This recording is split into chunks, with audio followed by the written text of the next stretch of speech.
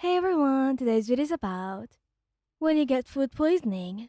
Please don't forget to subscribe, like, and share, and let's get going. You wake up with a dull ache in your stomach, a throbbing discomfort that makes you shift uncomfortably in bed.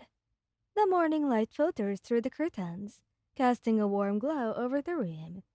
Beside you, Katsuki Bakugo is already awake, his sharp crimson eyes scanning your face as you stir. Morning, sleeping beauty. He grumbles, voice rough with sleep. His fingers brush against your cheek, callous but gentle. Are you good? You were tossing and turning all night. You try to sit up, but a sharp pain lances through your abdomen, making you wince. I'm fine. You mumble, although the way your stomach twists says otherwise. Kirishima, ever the light sleeper, perks up from his spot on your other side. His red hair was a mess, sticking up in every direction as he rubs his eyes. Are you sure? You look kind of pale. You wave them off, forcing a smile. I just didn't sleep very well.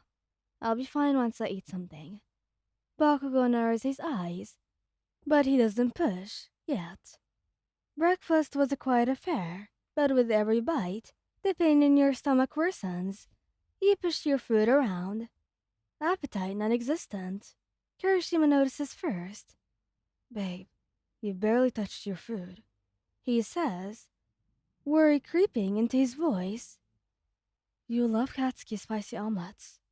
Bakugo's gaze pins to your plate, and then to your face. His jaw tightens. The hell's wrong with you? You're sweating.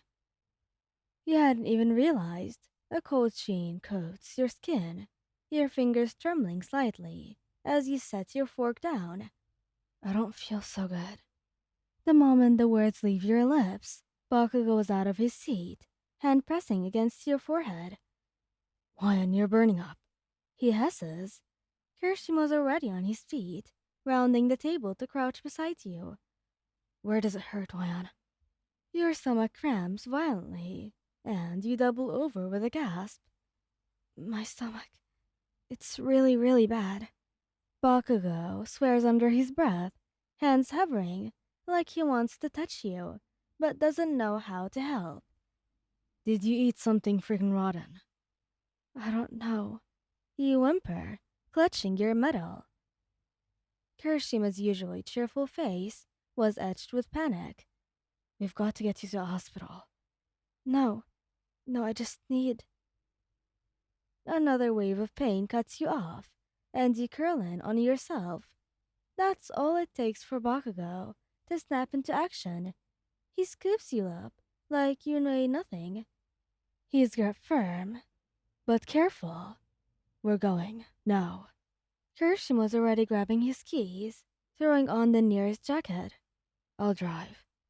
The car ride was a blur of pain and hushed reassurances. Kirishima drives like a man possessed, while Bakugo kept you anchored against him, his fingers curling through your hair in a tender gesture. Just hang on, okay? Bakugo mutters, voice low. You're going to be just fine, darling. First time he says that, by the way. Kirishima glances at you through the rear view mirror, his usual bright eyes clouded with fear. Almost there, sweetheart. Just hold on. You want to tell them you're sorry for worrying them, but another cramp steals your breath. The hospital staff moves quickly once you arrive. Food poisoning, they say. Severe but treatable. Bakugo paces the length of the hospital room, like a caged tiger, his explosions popping in his palms, despite the nurse's warnings. Kirishima sits by your bedside, gripping your hand like a lifeline. You scared the shit out of us, Bakugo says, almost growling, but there's no real heat behind it. Just raw, unfiltered fear, unlike anything he's ever said before. Moments like these usually show Katsuki's real character, the way he actually does have fear in him, the way when he has the thought of you being in pain, he calls you even darling, which he never does. Kirishima pressed a kiss to your knuckles. Don't do that again, okay? We can't lose you, love. Tears sparkle to your eyes, and you squeeze his hands weakly. I'm sorry. Bakugo stops pacing long enough to cup your face, his thumb brushing away a stray tear. Just get better, dammit. You smile weakly. Yes, sir. Kirishima chuckles, though shaky.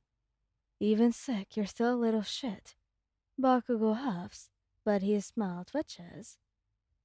That's right. And as you drift off to sleep, their presence wrapped around you like a shield. You know no matter what, these two will always be there to fight your battles, even the ones you can't see. The hospital releases you later that evening with strict instructions to rest, hydrate, and avoid anything heavier than plain rice. For the next 24 hours, Bakugo grumbles the entire way home, muttering about how stupid freaking street vendors are, and how the hell did we not notice sooner? While Kirishima carries you to the car like you're made of glass. You're exhausted. Your body's still weak from dehydration, but the worst of the pain has faded.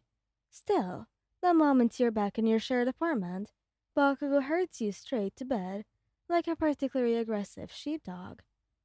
Stay, he orders, pointing at the mattress.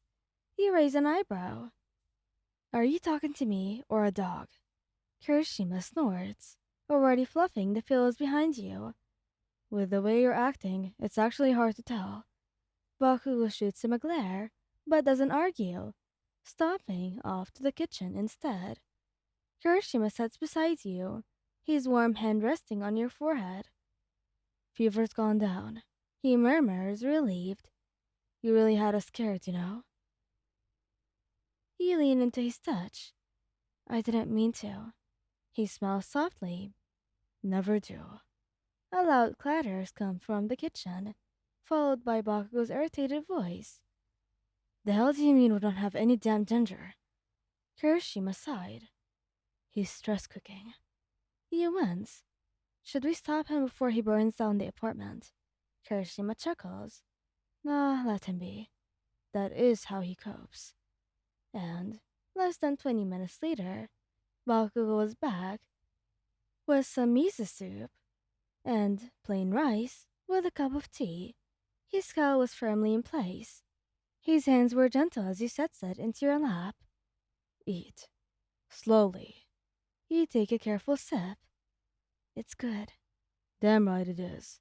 Did you think otherwise? No, of course not. Kirishima grins. He followed the doctor's instructions to the letter. I've never seen him measure seasoning too carefully in my life.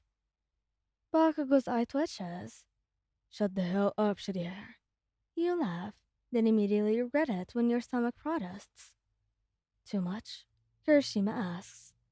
No, I'm okay. Just maybe no more jokes for a bit. Bakugo exhales sharply. You're staying in bed tomorrow too. No arguments. You open your mouth to protest, but Kirishima cuts in. He's right. You do need to recover. Fine, but only because you two are cute when you're worried. We're not worried. We're being logical. And I'm not cute, Wyan. Kirishima snickers. Yeah, sure, of course you're not worried. That's why you nearly blew up the nurse who took too long with the IV. I warned her. He smiled, warmth spreading through your chest. That has nothing to do with the fever. These two idiots, overprotective, explosive, endlessly loving, were yours. And just then you knew one thing for certain. You're never eating sketchy street food again. Thank you guys for listening. I hope you like this video. Please don't forget to subscribe, like, and share, and goodbye!